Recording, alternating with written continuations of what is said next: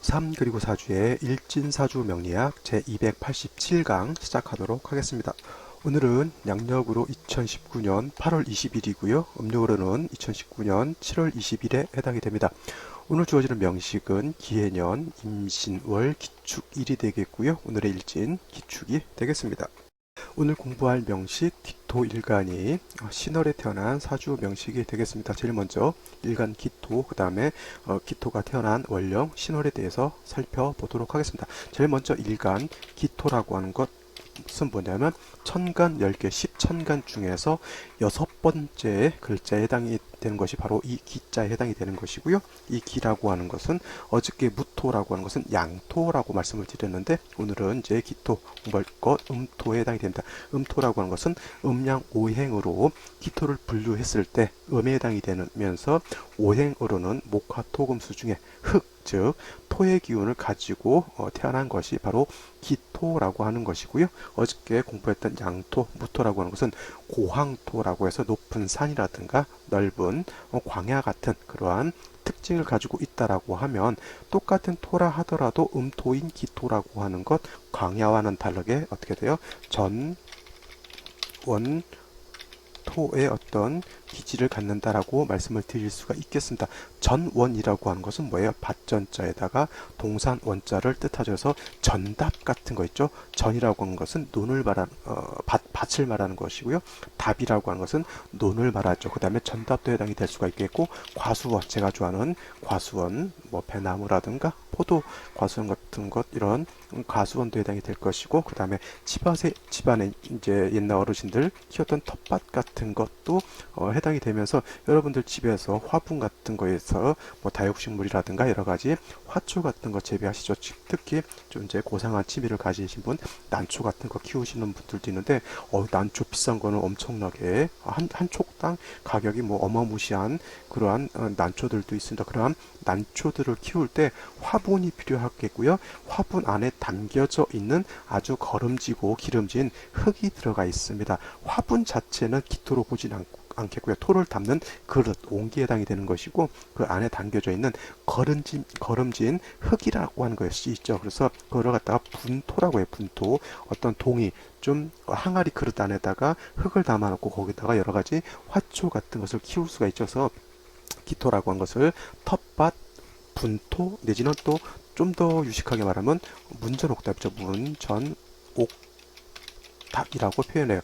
문 앞에 있는 거름진 뭐 텃밭 같은 것을 문전옥답이라고 하는 것이죠. 그래서 무토라고 하는 것은 저 넓은 중국 대륙이라든가 뭐 이러한 큰 광야라든가 높은 산에 해당이 된다라고 하면 기토라고 하는 것은 그렇게 광활하고 크지 않습니다. 작고 아주 기름진 그러한 땅에 해당이 되는 것이고 무토하고 기토의 또 차이가 한 가지가 있다라고 하면 뭐냐면 무토라고 하는 것은 물기가 없는 건토 마른 땅에 해당이 된다라고 하면 기토는 습토에 해당이 된다. 습토. 그래서 기토를 갖다가 어떻게 표현하냐면 비습하다라고 이렇게 설명을 하죠. 비습하다라고 하는 것은 낮으면서 습자는 습기할 때 습자죠. 물기를 머금고 있다라고 하는 것이고요.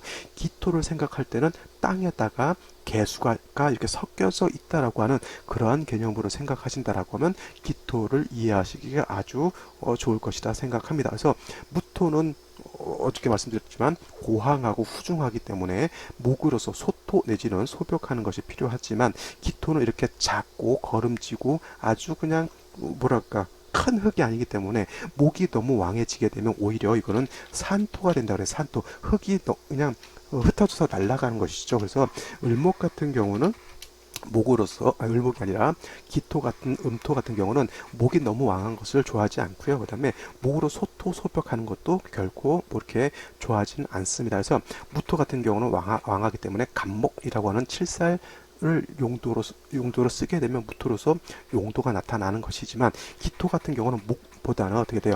병화라든가 어떻게 돼요? 개수 같은 것이 있어서 겨울에는 따뜻하게 해주고 여름에는 시원하게 해주면서 물기를 자작자작하게 해주면은 기토 안에 심어져 있는 화초라든가 난초라든가 여러 가지 곡식이라든가 이런 것이 잘 자랄 수 있는 그러한 여건이 될 수 있다라고 하는 것이고요. 기토를 생각할 때는 항상 머릿속에 염두에 하실 때 그냥 흙 그냥 무의미한 흙을 생각하지 마시고요.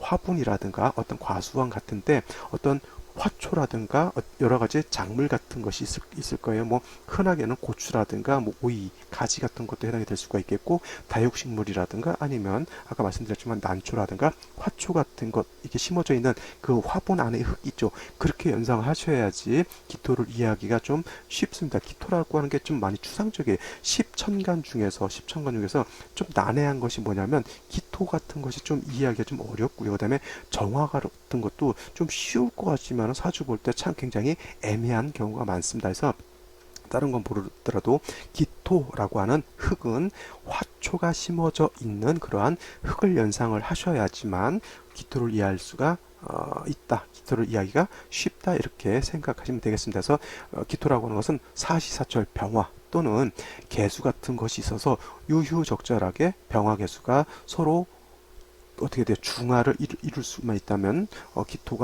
기토로서의 영향이 아주 크게 드러날 수 있다. 이렇게 생각하시면 되겠습니다. 다음 신월에 대해서 한번 알아보도록 하죠.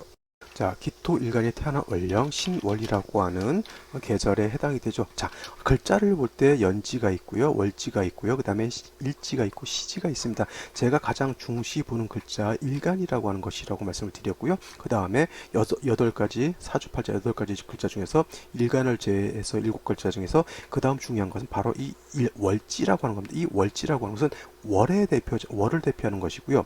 이 월이라고 하는 것은 뭘 개념을 가지고 있냐면 왕쇠라고 하는 개념을 가지고 있고요. 그 다음에 한난조습이라고 하는 한습의 개념, 그 다음에 뭐 뜨거우냐 차가우냐 이런 한열의 개념을 가지고 있습니다. 사주의 핵심은 바로 이 왕쇠라고 하는 것과 한열이라고 하는 것이 가장 큰 핵심 포인트가 되는 것이고요. 왕쇠가 어떻게 조화가 이루어지느냐, 그 다음에 한열이 어떻게 조화를 이루느냐에 따라서 사주가 어떻게 돼요? 좋은 사주도 될 수가 있겠고 나쁜 사주도 될 수가 있겠습니다. 그래서 사주의 핵심은 왕세, 그 다음에 한열이라고 하는 것이 중화를 이루는 것이 중요한데, 그 왕세와 한열이라고 하는 것이 어디에 가장 크게 내포되어 있냐면 바로 이 월지인 월령에 포함되어 있다라고 보시면 되겠습니다. 그래서 월령을 살펴본다라고 하는 것 굉장히 중요한 포인트, 사주를 이해할 수 있는 사주를 해독해낼 수 있는 가장 어렵고도 가장 중요한 글자가 되는 것이 바로 이 월령이라고 하는 겁니다. 월령 계절이라고 제가 말씀을 드렸고요. 신월이라고 하는 것은 계절 중에서 가을이면서 초가을에 해당이 되죠. 그래서 이거를 맹추다 내지는 초추다라고 이렇게 설명을 드립니다. 그래서 신월이라고 하는 것은 절기상 입주와 처소로 나눠지게 되는데 이전 월령인 미월에서 신월로 넘어갈 때는 입주라고 하는 관문을 통과해야지만 미월에서 신월로 넘어오게 되는 것이고요. 그 다음에 신월이 되게 되면은 이제 왕세 자체라든가 이런 것이 다 바뀌게 됩니다. 자, 4, 5 미월은 계절이 여름에 해당이 돼가지고 화라고 하는 것이 굉장히 왕했던 계절이라고 하면 신월이라고 하는 계절, 그 다음에 6월도 마찬가지고요. 수월까지 신유술 서방이라고 해서 신유술 서방이라고 하는 것은 뭐 남편을 서방이라고 하는 것이 아니라 방향이 서쪽에 해당이 되면서 신유술 서방은 어떻게 돼요? 오행상 금이 등령하기 때문에 금왕절이다. 금왕절이라고 하는 뜻은 뭐예요? 금이 왕성한 계절이라고 하는 것을 금왕절이라고 하는 것이고요. 여기 4, 5 멸은 화가 왕하죠. 그래서 화왕절이다 이렇게 표현하는데 글자 그대로 금이 왕한 계절은 일단은 신월하고 6월이 가장 금이 왕한 계절로 볼 수가 있겠고요. 수월 같은 경우는 방향이 신유 서방으로 이렇게 배치가 되어 있어서 금이 왕한 것으로 볼 수는 있겠지만은 실질적으로 수월, 진술충미월은 해당된 어떤 오행의 왕일 수도 있겠지만 기본적으로 진술충미월은 사계월이라고 해서 이때는 금도 세력이 있는 것을 일단 둘째 치더라도 토가 왕한 계절이기 때문에 실질적으로 내막적으로 금이 왕한 계절은 신월, 6월이라고 이렇게 보시면 되겠죠. 자, 포태법으로 놓고 보게 되면 여기가 금왕절이라고 해가지고 포태법으로 놓고 보게 되면 여기는 금은 자, 한자 한글 이렇게 바꿔주시고요. 금은 여기가 어떻게 돼? 임관지에 해당이 되는 거고, 수는 장생처에 해당이 되고요.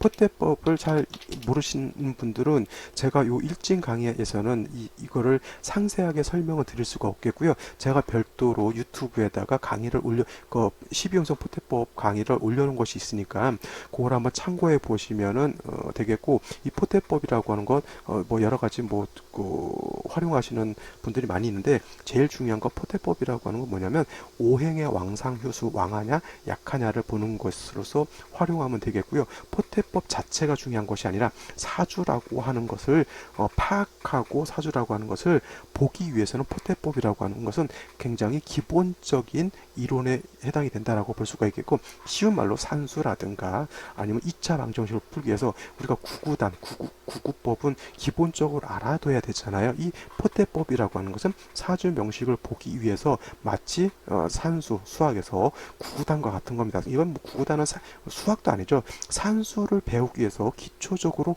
암기해야 될 사항이지, 이것을 모르면 어떻게 됩니까? 전혀 알 수가 없다라고 하는 것이 있기 때문에 꼭 기본적인 것을 충실하게 알아두어야지만 고차원적인 것을 이해할 수 있다라고 생각하시면 되겠습니다. 제가 예전에 학교 다닐 때 화학 시간에 그 무슨 원소 이렇게 무슨 외우는 거 있잖아요. 무슨 뭐 이렇게 해가지고 외우는 것이 있는데, 제가 외우는 걸 되게 싫어하거든요. 그걸 안 해왔더니 이후 화학 시간에 모든 배우는 것을 다 이해를 못 하겠더라고요. 다 포태법 이해를 못하면 사주를 못 본다라고 해도 과언이 아니다라고 하는 것이고요. 포태법 모르고 신살만 가지고 사주 보는 것은, 그거는 사주를 보는 것이 아니라 그냥 신살에 대한 어떤 그냥 이론을 그냥 이렇게 주저리 블라블라 이렇게 얘기하는 것밖에 되지 않는다라고 생각하시면 되겠습니다. 포태법 중요하면서도 뭐 핵심적인 이론이라기보다는 아주 기초적인 이론이기 때문에 절대 몰라서는 안 되는 그런 중요한 이론이 되겠습니다. 아시겠죠? 자, 포태법,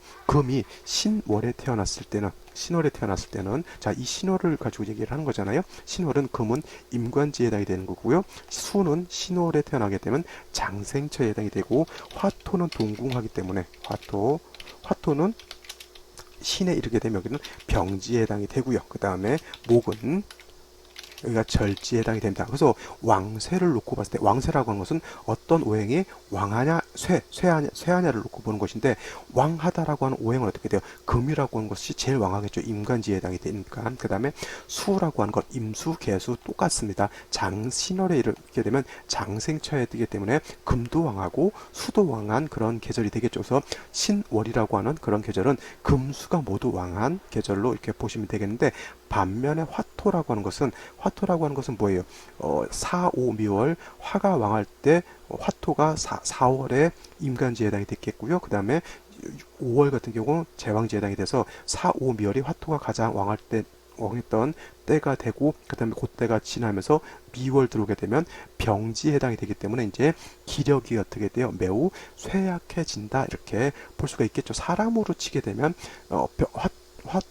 화라든가 토가 4, 5인비열은 가장 왕성한 활동을 해야 되는 그런 시기가 되겠죠. 그래서 임관이라고 하는 것은 대략 나이로 보면 한 30대에서 한 40대 정도 볼 수가 있겠고, 그 다음에 제왕이라고 하는 것은 한 40대 후반에서 50대 중반까지 가장 왕성한 활동을 하는 그러한 때로 볼 수가 있는데, 이제 병지, 포태법상 병지에 들어오게 되면 이제 한 60대에서 60대 중반 정도 돼서 왕성한 활동은 이제 거의 지나갔고요. 약간 좀 나이 들고 노쇠하고 이제 기력이 약간 빠지는 그러한 때에 해당이 된다라고 놓고 보게 되면, 이 병지라고 하는 것은 좀 어떻게 돼요? 왕세의 측면에서 왕하다라고 하는 개념보다는 쇠하고 약해지는 그런 개념으로 가는 것으로 볼 수가 있겠죠. 마지막으로 목이라고 하는 건 절지에 가장 약할 때죠. 자, 화토는 어떻게 돼요? 절지를 지나서 임관 재앙을 지나서 이제 노쇠해지는 단계라고 하면, 절지라고 하는 것은 뭐예요? 사람으로 치면 아직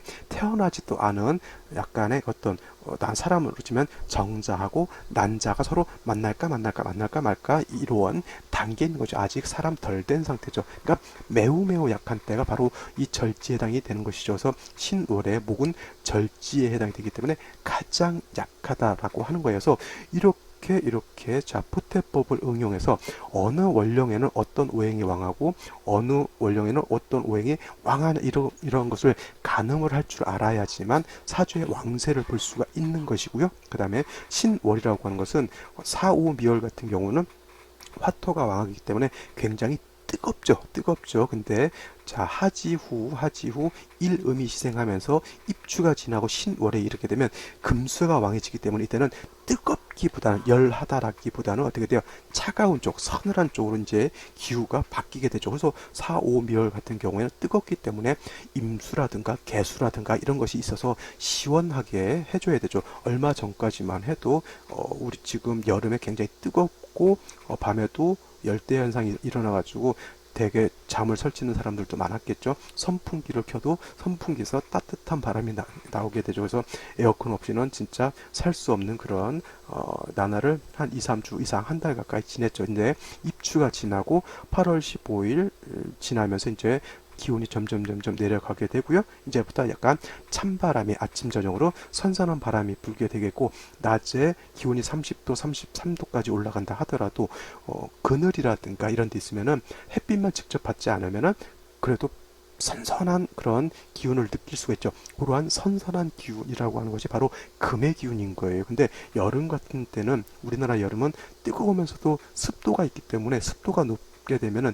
그늘에 있어도 굉장히 뜨겁고 덥다라고 하는 것이죠. 그래서 사오별 같은 경우는 특히 개수 같은 것이 있어야지만 찬바람이 불어서 마치 에어컨을 얻어서 냉방을 해서 서늘해지면 어떻게 돼? 사람이 마음도 좀 푸근해지게 되고요. 그 다음에 눅눅하고 했던 그런 높은 습도도 에어컨이 있게 되면 어떻게 돼요? 제습을 하게 되면 뽀송뽀송 말라가지고 사람의 기분도 이렇게 좋아지게 되는데, 자, 신월이 되게 되면은 물론 습하고 뭐 이런 것도 있을 수 있겠지만 기온 자체가 떨어져서 시원해지기 때문에 그렇게 불쾌지수라든가 이런 거는 높지 않다. 단 기온 자체는 어떻게 돼요? 여름에 비해서 많이 선선해진다라고 하는 거죠. 그래서 제일 제가 계절적으로 가장 살기 좋은 때가 바로 가을인 것 같아요. 우리나라 가을 같은 경우는 햇볕은 따갑지만 어떻게 돼요? 습도가 그렇게 높지 않습니다. 가을에 습도가 너무 높고 높게 되면 어떻게 됩니까? 여름 같은 그런 현상이 나타나게 되겠고요. 그 다음에 가을 같은 경우는 나무에 있는 배라든가 과실 같은 것이 이때는 더 이상 자란다기보다는 지금까지 자라왔던 것을 뜨거운 햇볕을 받아서 연글게 만들고요. 기온 자체가 서늘해져야지만 과실이 내실 있게 탱탱하게 익을 수가 있겠죠. 그래서 가을 같은 경우는 습도가 너무 높다거나 아니면 기온이 너무 높게 되면 어떻게 됩니까? 나무가 다시 물을 빨아들여서 습도가 너무 높아지게 되면 과일이 익는 것이 아니라 오히려 과실 같은 것이 썩어버릴 수가 있겠죠. 가을에 예를 들어서 벼 같은 것도 이제 봄 여름에 모내기를 했던 벼가 자라서 이제 이삭이 패고 이제 쌀이라고 하는 것이 이제 이렇게 생기면서 이렇게 벼가 고개를 이렇게 내리잖아요. 근데 이때 비가 오거나 옛날 같은 경우 홍수가 나게 되면은 농 같은 데가 침수가 돼가지고 이삭 같은 게 물속에 한 2, 3일 있게 되면 어떻게 되냐면 이삭 자체가 까맣게 변하면서 싹이 나버려요. 그러면 그 벼는 먹을 수가 없게 되겠죠. 그래서 가을 같은 경우 물이 많게 되면은 좋을 것 같지만은 다 자란 어떤 과실이라든가 벼 같은 거는 썩어버릴 수 있다라고 하는 그러한 것이어서 자연의 이치라고 하는 것이 그만큼 어떻게 됩니까? 참 과학적이면서 참 이렇게 경이롭다 그러잖아요. 아, 이렇게 해서 모든 만물이 이러한 음양의 조화라든가 오행의 어떤 상생의 원칙에 이렇게 적응해서 살아간다라고 하는 것, 내막을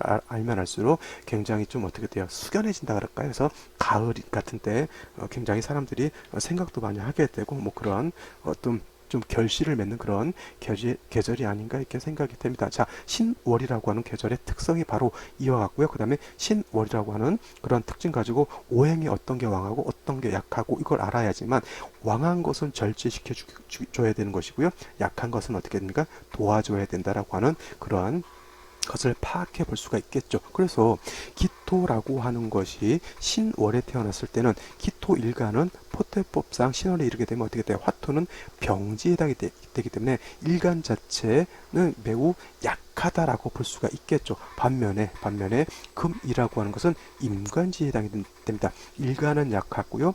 기토 입장에서 신금이라고 하는 것은 이거는 뭐에 해당이 되죠? 상관에 해당이 됩니다. 상관이라고 하는 것은 토생금에서 일간 기토가 생하는 거죠. 일간 기토가 발산을 하는 것이 상관, 금, 해당이 되는데, 잘 보시면 일간은 약하고 상관이 지나치게 많아지게 되면은 일간의 기운이 어떻게 돼요? 과설, 너무 많이 기운을 뺏기게 되는 것이죠. 쉬운 말로 요즘 우리나라가 한일 경제전 전쟁이 이제 벌어져서 이렇게 좀 한참 불매 운동을 하고 있는데, 옛날 영화 같은 거, 군함도 같은 거 보게 되면 사람들을 데려다가 이건 강제 노역을 시키는데, 밥은 조금 주고 일을 엄청 많이 시키죠. 사람이라고 하는 것, 근로 조건이라고 하는 것은 잘 먹고 잘 쉬고 해야지만 능률도 오르게 되고 하는데, 너무 어떻게 돼요? 노동 착취라고 하죠.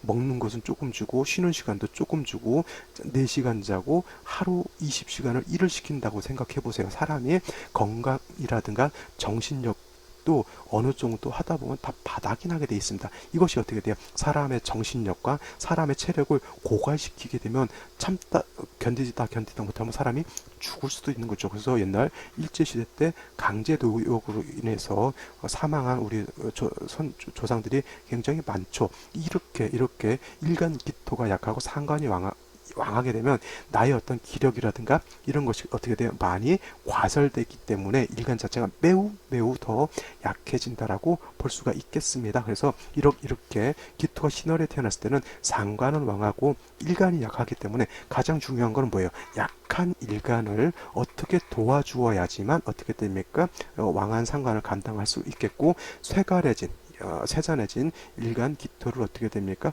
보신해 줘야죠. 일을 하려고 하면 일단 잘 먹어야 되고요. 병이 있으면 병을 고쳐야 되잖아요. 그죠? 그 다음에 몸이 약할 때는 너무 과도한 중노동이라든가 이런 것을 어떻게 됩니까? 하지 않도록 좀 배려를 해야죠. 아픈 사람은 어떻게 됩니까? 쉬어야 되는 거죠. 이렇게 일간이 약하고 상관이 왕하게 되면 일단 약한 일간부터 도와줘야 된다. 가장 중요한 건 뭐예요? 화라고 하는 것. 인성이 있게 되면 이 인성이라고 하는 것이 화생토해서 화가 일간을 생해주게 되겠고요. 그 다음에 이 화라고 하는 것은 어떻게 됩니까? 왕한 상관을 화급금해서 또 일간 기토의 기운을 상관이 기력을 빼지 못하도록 좀 방어해 줄 수가 있겠죠. 마치 이와 같은 거예요. 딸이 시집을 가서 아기를 낳을 때면은 딸을 혼자서 아기 자기 산후조리도 해야 되겠고 아기도 젖을 주고 키워야 되는데 혼자서는 하기가 힘들고 감당하기가 힘들죠. 그다음 남편이 아무리 사랑을 한다 하더라도 남자로서 도와줄 수 있는 것이 있고 또 여자로서 도와줄 수 있는 것이 다르죠. 요즘 같은 경우 이런 경우가 있어요. 어떤 분들은 아들만 있어가지고 처음에 키울 때야 여성분들이 아들 있으니까 듬직하고 좋다라고 하지만 이 엄마들이 이제 연세가 40대, 50대, 60대 이렇게 넘어가게 되면 딸 있는 것이 굉장히 좋아요. 왜냐하면 아들은 남자이기 때문에 아무리 부모님께 효도를 한다 하더라도 딸이 있어서 엄마를 보살피는 거하고 아들이 있어서 엄마를 보살피는 것이 약간 좀 차이가 있을 수가 있겠죠. 여자는 역시 딸은 엄마가 키우는 것이고요. 엄마가 이렇게 연세가 드셔서 이제 약간 이제 기력이 떨어지게 되면 또 딸이 또 같은 여자 입장에서 또 엄마를 또 보살펴주는 그러한 것이 필요한 것이죠. 이렇게 기토 일간이 신월에 태어났을 때 일간이 약할 때는 인성인 병화가 있게 되면 기토 입장에서 병화는 어떻게 돼요? 정화도 마찬가지겠지만 인성이니까 나한테는 어떻게 돼요? 엄마 같은 그런 것이죠. 그래서 이 엄마가 나를 도와주게 되겠고요. 내가 상여하는 아기들을 엄마가 적절하게 제어시켜주고 이렇게 옆에서 이렇게 도와주는 거하고 똑같습니다. 그래서 기토가 신월에 태어나게 되면 상관에 해당이 되고 이건 토, 금, 진상관격으로 볼 수가 있겠죠. 진상관이다라고 하는 것은 뭐예요? 일간이 약하고 상관이 왕하기 때문에 반드시 약한 일간을 도와주는 것이 필요하다라고 하겠고, 이렇게 약한 토금 진상관격이 인성을 보게 되면 이걸 갖다가 명리용어로 상관 패인격이다라고 해요. 상관 패인격 내지는 상관 패인이라고 이렇게 표현을 하는데, 여러분들 격을 배울 때 십정격, 그 다음에 종격, 전환격, 여러 가지 합합격, 그 다음에 기타 제격 여러 가지 격들이 있는데, 물론 그런 격들도 중요하지만은 이렇게 토금 진상관격이다 내지는 상관패인이다 이렇게 사주 전체를 아울러서 표현하는 것들이 있어요. 간단하게 이건 상관격이다, 이거는 그냥 일간과 원령을 놓고 봤을 때 그냥 상관격인데, 이 상관격이 그냥 상관격 수도 있고 다른 상관격일 수 있잖아요. 예를 들면 진상관격과 가상관이 있듯이 이거 같은 경우는 일간이 약하기 때문에 진상관격이 되는 것이고요. 일간이 약하기 때문에 인성이 필요한 것이고 인성이 있게 되면 이것은 상관패인하는 그런 사주국세가 된다라고 하는 것이죠. 용신은 당연히 병화라고 하는 것이 용신이 되겠죠. 그래서 사주를 볼 때는 지엽적인 거 너무 글자 하나 연지 있는 글자 하나 뭐 월지 있는 글자 하나를 놓고 보는 것도 물론 중요하겠지만 사주 전체의 큰 틀에서 사주가 어떻게 구성되어 있고 짜여져 있느냐 이거를 보는 것이 더 중요하다라고 볼 수가 있겠습니다. 그래서 기토가 신월에 태어났을 때는 일간이 과설되고 일간이 약하기 때문에 반드시 병화라고 하는 것, 병화가 없을 때는 부득이 정화를 쓸 수도 있겠지만 정화를 쓰는 것보다는 병화가 있는 것이 더 좋겠고요. 그래서 병화가 일간 기토를 부신해주게 되면 기토라고 하는 것이 약하지 않고 실해질 수가 있겠죠. 이런 경우에는 별도로 또 개수라고 하는 것이 있어서 가을에도 어떻게 돼요? 기토에 어떤 난초라든가 화초를 심어서 키우기 있어서는 병화만 있어서만 되는 것이 아니고 거기다 또 물이 필요한데 신월 같은 경우 그렇게 많은 물은 필요 없습니다. 그래서 개수 정도 있으면 좋겠고요. 임수 같은 것이 천간으로 투출하게 되면 물론 수로서 용도는 있겠지만은 너무 많은 물은 기토가 약한 토이기 때문에 기토가 사수동류 될 수 있다. 사수동류 될 수 있기 때문에 너무 많은 물은 필요치 않다 이렇게 보시면 되겠습니다. 정리를 하면 기토가 신월에 태어나게 되면 토금 진상격으로서 화를 보는 것이 필요하고요. 화를 보게 되면 상관패인할 수 있다. 그래서 병화를 보게 되면 이 병화라고 하는 것은 신월에 한습해지는 국세를 따뜻하게 조우하는 역할, 그 다음에 왕한금을 절제시키는 역할, 그 다음에 약한 기토를 생주해주는 역할을 하게 되겠고요. 그러니까 이 병화라고 하는 것 굉장히 중요한 글자에 해당이 되겠죠. 거기다 대고 병화가 있은 경우에는 개수라고 하는 것이 하나 더 있어서 기토를 윤토하게 되면 기토로서의 용도가 크게 나타날 수 있다 이렇게 보시면 되겠습니다. 만약에 화가 없다라고 하면 부득이하게 비견이라든가 겁재 즉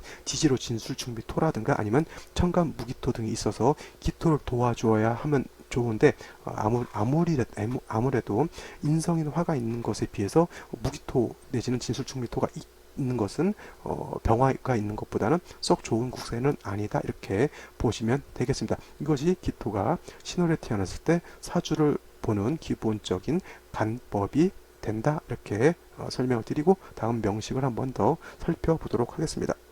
자, 오늘의 명식 한번 살펴보도록 하죠. 오늘의 명식 기토일간이 신월에 태어난 사주 명식이 되겠습니다. 이거를 격이라고 하는 사주의 격이라고 하는 걸로 한번 살펴보게 되면 사주의 격이라고 하는 것은 쉬운 말로 사주가 어떻게 짜여져 있냐를 이렇게 보는 것이고요. 뭐 크게 어려운 것은 아닙니다. 기본적인 것을 봤을 때는 일간과 원령에 대해서 보게 되죠. 그래서 십정격으로 놓고 보게 되면 기토가 신월에 태어났죠. 신금이라고 하는 것은 지지로 신금이라고 하는 것은 기토 입장에서 놓고 봤을 땐 상관에 해당인데서 이거를 상관격으로 이렇게 기본적으로 볼 수가 있겠는데 자 신중에 이 신궁에는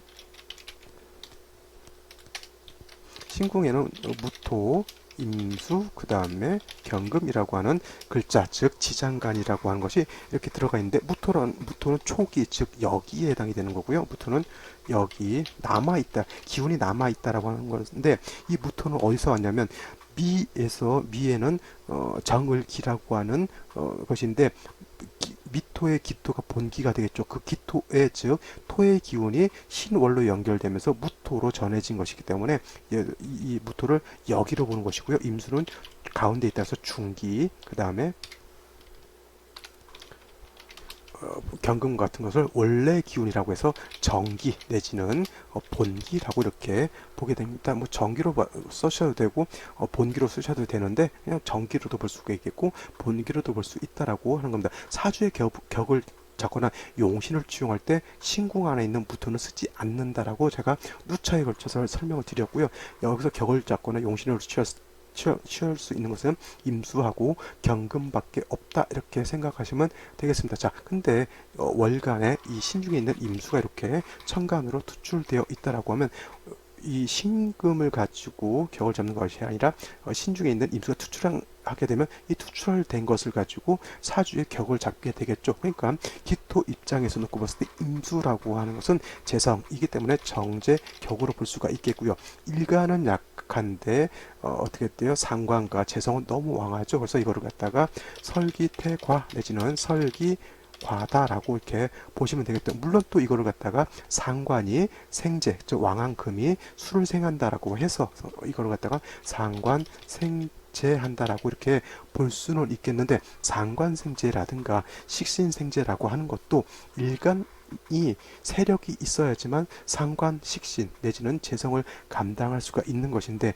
일간 자체가 어떻게 돼요? 너무 약하게 되면 식상과 어떻게 돼요? 재성을 감당할 수가 없게 되겠죠. 해서 이와 같은 경우는 가장 중요한 것은 아까도 말씀드렸지만은 약한 일간이 왕해져야지만 상관도 감당할 수가 있겠고 재성도 감당할 수가 있어서 상관생재 하게 되면 일간이 어떻게 돼요? 모든 것을 감당할 수 있겠죠. 상관생재 해서 중화가 잘 된 사주들은 되게 총명하고 머리가 좋은 사람들이 많습니다. 사리 판단이라든가 어떤 현상을 놓고 봤을 때 이해력이라든가 이런 것들이 굉장히 좋고요. 식신생재, 상관생재 하는 사람들 함부로 대다가는 큰 코 다치는 것 열어보았습니다. 자, 연지를 보게 되면 기해라고 하는 글자가 있겠고요. 일지를 보게 되면 축토가 있어서 기축일주가 되겠죠. 중요한 것은 임수가 투출되어 있는데 임수는 신의 통곤을 할 수가 있겠고요. 연지에 있는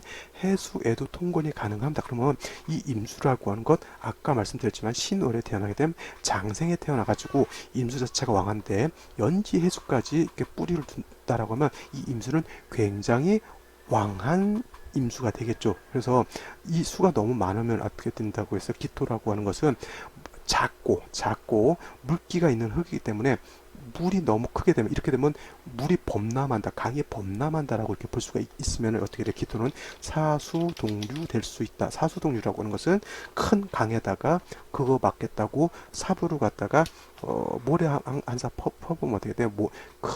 한 삽의 모래가 어떻게 돼요? 물과 함께 떠내려가는 것, 이것이 바로 사수동류라고 하죠. 사수, 이 사자는 모래 사자를 뜻하고요.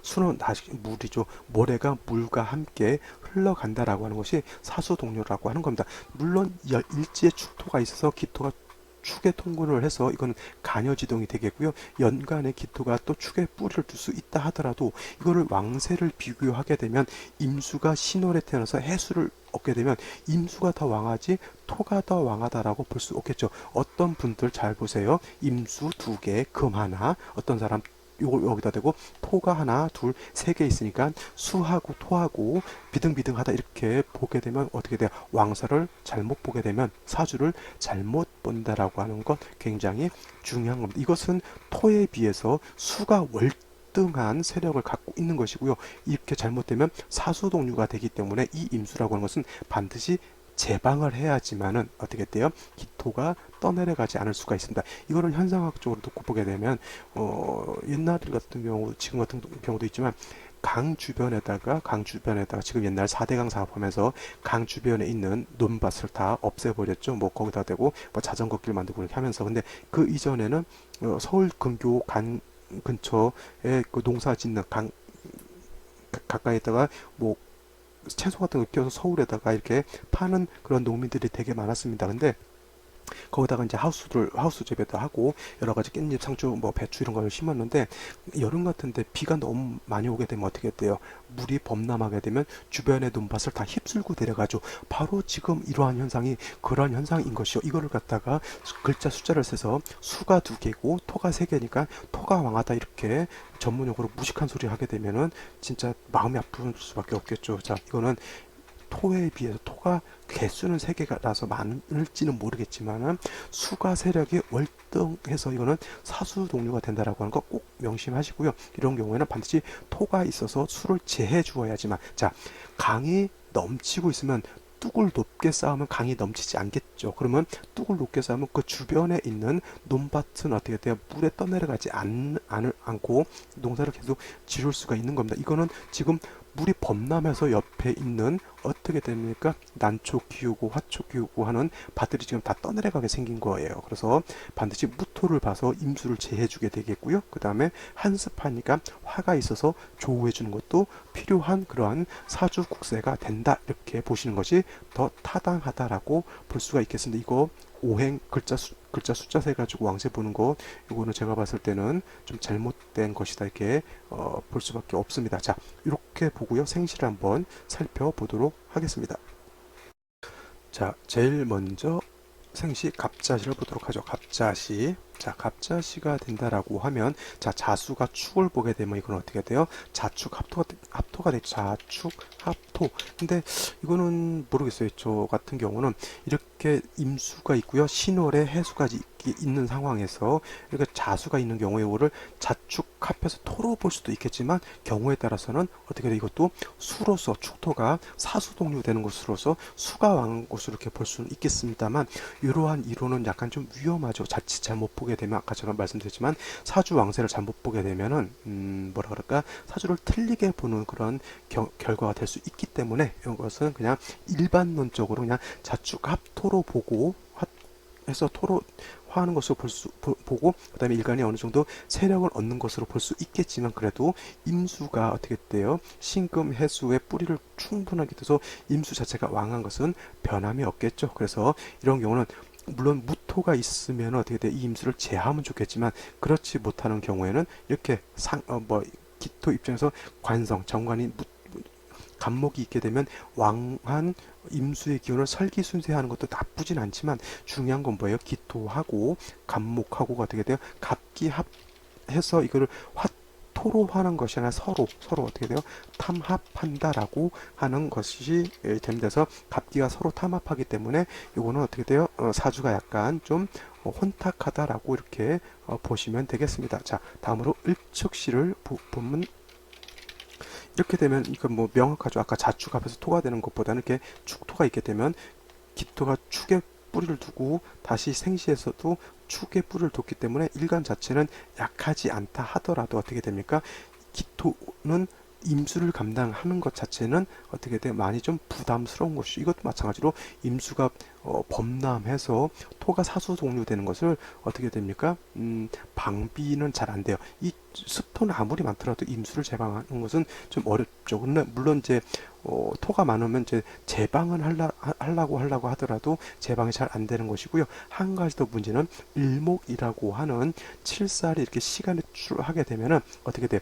설기가 물론 축도에 뿌리를 두기 때문에 기토 자체도 약하진 않다 하더라도 칠살 을목이 이렇게 첩신되어 있으면 이 을목은 기토 자체를 파격하려고 하는 그러한 현상이 나타나게 되기 때문에 이 기토 입장에서 을목이 투출하는 것은 썩 좋은 그러한 것은 아니다라고 볼 수가 있겠습니다. 약간 칠살이 투출되어 있는데 이거는 어떻게 돼요? 칠살무제라고 하는 거. 칠살무제. 자, 물론 이 을목이라고 하는 것이 신월의 을목, 목이 절지이기 때문에 매우 약하다 하더라도 이 을목은 어떻게 돼요? 수의 생조를 받으면서 연지에 있는 해수에 통근을 할 수 있기 때문에 절대로 기토 입장에서 무시할 수 있는 그러한 칠살은 아니라고 하는 것이고요. 칠살무제라고 하는 것은 칠살이 있는데 제함이 없다라고 하는 거예요. 이 칠살이라고 하는 것은 금으로 제하든가 화가 있어서 목생화 화성돼서 살인상생이 되어야 되는데 이 사주 자체는 어떻게 됩니까? 연지에 있는 병금 가지고 시간에 투출한 을목을 제할 수는 없겠고 그 다음에 임수가 투출되어 있기 때문에 금은 어떻게 돼? 수를 생하고 이 수가 다시 목을 생하기 때문에 기토 입장에서 의 을목이 기토 일간을 파하려고 하는 그런 위험에 약간 노출되어 있다 이렇게 보시면 되겠습니다. 다음으로 병인시 같은 경우는 모르겠어요. 자, 이렇게 한번 볼까요? 인목이 있기 때문에 기토는 축에 통근을 하죠. 음간 같은 경우는 너무 왕세에 치우칠 필요는 없고요. 그냥 뿌리라든가 통근만 어느 정도 할 수 있으면 음간은 왕세에 너무 연연할 필요는 없다. 자, 인목이 있다라고 하면 기토 입장에서 놓고 봤을 때 인목은 정관에 해당이 되는데 요 병화라고 하는 것이 요 인목에 뿌리를 둘 수가 있겠죠. 뭐 일지, 월지, 연지의 병화 자체는 뿌리를 둘 수 없지만 이 인목에는 어떻게 됩니까? 병화가 충분히 뿌리를 둘 수 있겠죠. 제가 신금이 기토가 신월에 태어났을 때 병화를 봐야 되는데 이 병화가 청간에 투출되어 있는데 지지에 뿌리를 뿌리가 없으면 용도가 없는데 인의 뿌리를 두고 있는 것은 용도가 있다라고 하는 것이고, 이렇게 금수가 왕하게 되면 굉장히 한습해지는데, 병화가 있게 되면 이 가을이라고 하는 계절에 한습해지는 것을 따뜻하게 조우할 수 있는 그러한 여건이 될 수 있는 겁니다. 물론 이 인중에 있는 간목으로서 왕한수의 기운을 설기하고 그 다음에 병화를 생주해주는 그런 역할도 하기 때문에 생시에서 병화, 임목이 다 어떻게 돼요? 용신, 병화는 용신이 될 것이고요. 임목은 용신을 생해주게 되는 희신으로서 이렇게 작용을 한다라고 볼 수가 있겠습니다. 이거를 갖다가 연지에 있는 신금하고 일지에 있는 임목하고 인신상충에서 임목이 깨진다 이렇게 보시면 좀 대량난감하고요. 이렇게 원격되어 떨어져 있을 때는 물론 충하려고 하는 그러한 마음도 있을 것이고, 충을 하려고 하는 약간 위험이라든가 위험 부담 같은 거는 있을지는 모르겠지만 충이 돼서 임목이 깨지는 그러한 현상은 나타나지 않는다. 이게 만약 같이 붙어 있다라고 하면 인신상충이 돼서 임목하고 신금하고 같이 깨진다라고, 그때 경인일 때 봤던 거야. 그래서 인신상충 하는 거, 경인은 제 이후에 있는, 오늘 기축이니까 내일이 경인이겠네요. 내일 경인할 때 또 설명을 드려야겠죠. 인신상충하는 거. 그거는 경인, 인목이 일지이기 때문에 인신이 충이 되는 것이고요. 이렇게 떨어져 있으면 충하려고 하는 마음은 도사리고 있는 것이지만은 충은 되지 않는다 이렇게 보시는 것이 좋겠습니다. 그래서 무토가 있어서 임수를 제하는 것도 필요하지만 이런 경우에는 임목으로서 왕수의 기운을 설기하고 병화를 생해서 조우해주게 되면 그래도 사주의 평화국 쪽 사주에 어느 정도 중화를 이루는 것으로 볼 수 있다 이렇게 보시면 되겠고요. 다음으로 정묘시는 똑같은 천간으로 화가 있겠고 시로 목이 있는 병인이라든가, 정묘는 구조는 똑같지만은 공력에 있어서 병인보다 정묘는 어떻게 됩니까? 약하죠. 정화는 간목이라고 하는 것이 있어서 생주에 조어야지만 조우할 수도 있겠지만, 조우하는 것, 즉 따뜻하게 하는 공력은 정화에 비해서 어떻게 돼? 병화가 월등한 것이고요. 그 다음에 묘목은 습목이기 때문에 정화를 생주해주는 공력이 극히 약하다라고 보게 되면 병인시에 비해서 정묘시는 어떻게 돼요? 사주국세가 차이가 좀 많이 날 수 있다라고 보시면 되겠습니다. 다음으로 무진시 하나 보고 마치도록 하겠습니다. 무진시가 된다라고 하면, 자, 기토가 신월대에서 매우 약한데 일지에서 축토를 보게 되고요. 시지에서 진토를 보게 되고, 무토가 투출하게 되면 이거는 어떻게 돼요? 일간 자체가 일단은 원령은 득하지 못해서 신약으로 보겠지만 타간지로 같은 비견겁제를 보기 때문에 이거는 신강사주다라고 이렇게 보시면 되겠습니다. 그래서 이 왕한 임수를 기토라든로는 임수를 제방을 못했지만은 무토가 이렇게 투출하게 되면 이 무토는 능히 임수를 이렇게 제방할 수가 있어서 임수가 범람해서 기토가 사수 동류되는 것, 즉 물에 휩쓸려서 논밭이 떠내려가는 것을 막을 수가 있습니다. 더 좋은 것은 이 사주에서 화라고 하는 것, 특히 병화가 있어서 토를 생조해 주게 되고요. 그 다음에 좀 따뜻하게 한습 습기를 조금 제거해 준다라고 하면 더 좋았을 것인데, 사주 원국에서 화의 기운이 좀 없는 것은 좀 약간 아쉬운 점인데, 이런 경우는 어떻게 돼요? 대운이라든가 세운 같은 데에서 화가 오게 되면은 토를 생주해줘서 어떻게 됩니까? 사주를 좀 온기 있게 좀 따뜻하게 만들 수 있다라고 보면 되겠죠. 이거를 갖다가 이제 군비쟁제 이렇게 내지는 군겁쟁제로 볼 수도 있겠지만은, 이 신월의 해수에까지 뿌리를 둔 임수는 막강한 힘을 가지고 있습니다. 그래서 이 임수를 대적하려고 하면 이 정도의 토는 있어야, 특히 기토는 많아봤자 의미가 없겠고요. 저렇게 뿌리 있는 무토 하나가 있는 것이 더 중요하겠죠. 그래서 이거를 군비쟁제 내지는 군겁쟁제로 보기보다는 이거는 어떻게 돼요? 왕한 재성을 갖다가 비견겁제로서 같이 나눠 갖는다 이렇게 생각하시는 것이 오히려 더 타당할 겁니다. 왜냐하면 기토 입장에서 저 왕한 임수로 감당을 못하죠. 그러면 내 친구라든가 비견겁제가 있어서 같이 감당을 하게 되는 거죠. 사업에 1,000억짜리 프로젝트가 있는데 혼자서 그 1,000억을 다 감당을 못하면 여러 투자자들을 끌어들여서 그거를 감당할 수 있다라고 하면 돈을 얻어서, 수익을 얻어서 또 투자자들한테 나눠주면 되는 거잖아. 이런 것이 재성을 나눠서 서로 윈윈 하는 것이고요. 그렇지 않고 욕심내서 나 혼자 먹겠다라고 하면 이거는 바로 쟁제가 되는 겁니다. 그래서 이와 같으면 군비쟁제로 볼 수도 있겠고, 아니면 재성이 많으니까 이거를 분재, 재성을 나눈다라고 하는 거죠. 분재. 로도 볼 수가 있겠는데, 그래서 이러한 사람은 일을 할 때 욕심을 내게 되면 쟁제의 현상이 나타나는 것이고요. 그렇지 않고 일을 할 때 친구라든가 주변 사람들하고 같이 해서 같이 잘 살겠다라고 하는 어떤 공동체적 의식을 발현한다라고 하면 서로 같이 잘 될 수 있는 그런 사주여서, 이런 사주는 어떻게 내가 생각을 하느냐, 여기에 따라서 좋은 사주가 될 수도 있겠고요. 그렇지 않고 나쁜 사주도 될 수도 있겠다라고 볼 수가 있겠죠. 특히 이런 사주는 어떻게 됩니까?